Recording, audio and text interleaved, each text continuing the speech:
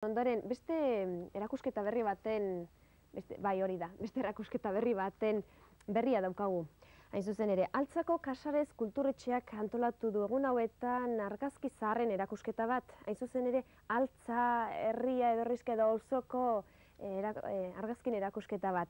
Horren berri gehiago jakina izan dugunez, Luis Mari Raia gonbidatu du gaur gurekin. Arratsaldeon, Luis Mari. Arratsaldeon. Zuzaitugu argazki hauen biltzaileetariko bat, esan dezakegu, eta nolabait erakusketaz arduratu zarena, ezta? Hala izan da gutxi gora bera. Luis Mari, nolabait zenbat argazki erakutsi dituzu edo jarritu erakusketan eta nor bildu ditu argazki hauek?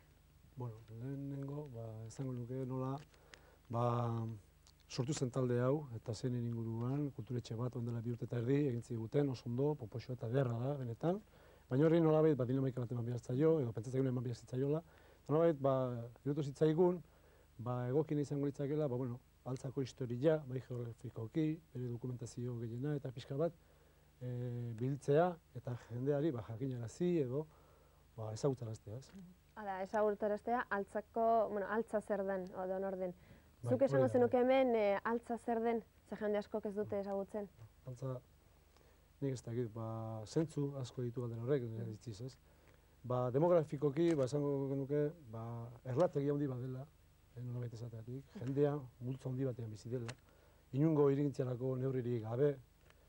Beste alde batetik, Donostitik, Donostia aparte behar dago. Hor ikusten duzunez, barkatu, hor ikusten duzunez, erakusketan argazkia agertzen dira pantailan. Garai bateko altza edo lehenengo altzako eliza egin zanean, gero bigarren hori ikusten dugu hor, Herrerako San Luis Gonzagaren eliza, eta hor bertan, ez dakit, biltzar edo zera beta atoratu zen. Baina izan behar da, lehengoko altza dela. Bai, horrein arte bintzat zarrak atoratu ditugu, hori prestatu ditugu. Gutxi gara bera ditugu 200 bat, eta artxibatu edo ja kontrolatuta dauzkagu, kulturetxe honetan, 200 bat hori. Eta gero, egin nahi duguna da, pixken bat, eskoletara bialdi, lehen esaten duen, hori, historia hau berpiztutza batik, eta hori dena, eskoletara, eta bertako edo inguruan dauden, hausategi edo hausune txiki hauetara, ez? Horretarako ja, eskara batzu bat ditugu, eta hor da bil, pixkana batetik bestea, gure erakusketa hau. Beraz, arrakasta izan du, holako erakusketa honek? Bai, nahiz eta altzako gai honek, badirudi, halako, ez dakit, pekatua den edo hitz egitea hontetaz, zeren, hain istilu edo zea da, ez dakit nola zan, jendeak ez daki beraren historia, ez? Eta orduan, zaharrek ere baten du ez diela hausartzen, gai honetaz hitz egiten, eta hori. Guri gustatuko litzai duk, ez? Horrelako gauzak hitz egitea, eta pixka guk ere jakiteagatik. Ni pixka bat ezagutu dut, eta aldaketa izugarri izan dut, hemen gertatu dena. Demografikoki, ez dakit, 52an adibidez, 12.000 biztanle bat ziren garrunean, danetara jota, izango gara, 70.000 lagun, edo, ez? Eta gaina inungo irigintzarako zeltzurik gabe. Orduan, bai, ezkezin da ezan, balako gauza poli bat edo zadenik, ez? Pixka bat han bizi edo gura esatu gunok, ez, beti dago balako amorru bat, eta Donostiarekin batzearrek, zer ekarri digun, ez? Eta beti, daukagu alako zer bat. Bai, hori esan behar duzu batez ere, ze lehen altza herri bat zen, eta gaur egun Donostiko auzo bat da. Hori da. Frankori ezker, esan beharko dugu, ez, berak, eta gero harren gerra irabazi ondoren, beraiek irabazi ondoren, jarri zuten alkate andaluz bat, Antonio Silva, eta harrek, bere aginpidean edo, batu edo anexionatu zuen Donostiarekin, eta geroztik etorri dira, danak, ez? Hor dagoen desastrea garunean. Eta beraz, lehen ikusi ditugu, bain ikusten ditugu, argazkia, baina hori, gezurra dirudi hori altza denik, ze gaur egun ez da horrelakoa. Eta gaina hemen ikusten diren argazkia, gehien badira, istripuak, uholdeak eta horrelako gauzak, ez? Badira baita ere, ondareak, ondare historikoak, etxeak, eta etxeak edo bazarriak dituzten armarriak, eta horri guzti hori egin nahi dugu pixka bat bildu artxibatu eta jendeari, lehen esan dudana, ez? Jakinarazti. Gitxo horren noizkoak dira hor agertzen diren argazkiak, oin zenbat urtekoak? Zaharrena bintzat 1908 urtean egindakoa.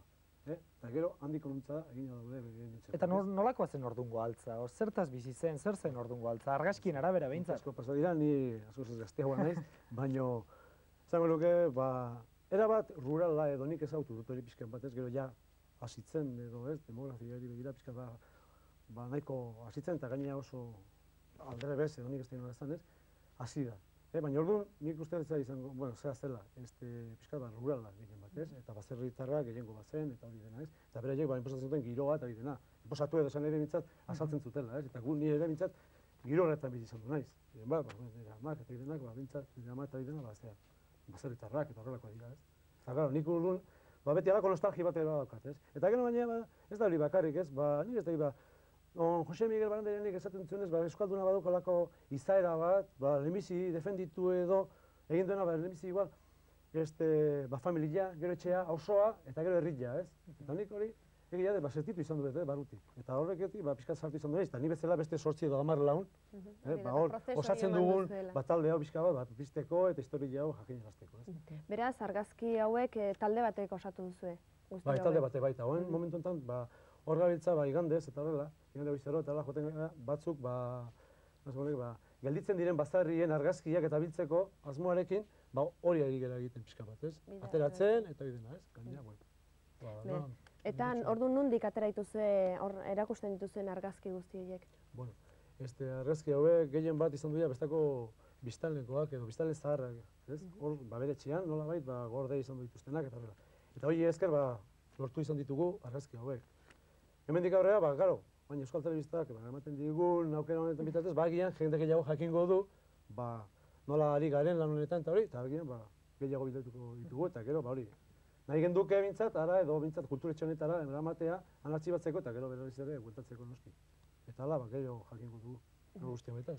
Eskerrik asko, Luis Mari, entzun dugu, norbait baldin badu Altza hori buruzko argazkiak zuen gana jo, eta zuek ere, nolabait altzan etzarete geratuko, zuen edo zuen erakusketa zabalduko da, ezta? Zuen edo beste lekutara, eta izango da ikusteko aukera bintzat. Donostiako beste kulturetxeen batean edo, erakusketa hau... Da lehen komentatzen idan ez gainera, ez da altzako argazki bakarrik, orain martuten edena edo intxaurrondo dena ere, sasoi batetan altza zela, ez da? Bai, bueno, hori ja pixka bat urrutia gelditzen da, eta pixka bat ez, baina bai, altzako edo garai batean altza zen, ez da egit, hausune edo hausutegiak ziren. Eta gaur honean, Donostiako bihurtu gara, baina, zegingo da. Esan bezala, eskerrik asko Luis Mari Raia, gurekin egoteagatik eta aurrera jarraitu lan horrekin. Eskerrik asko zuen.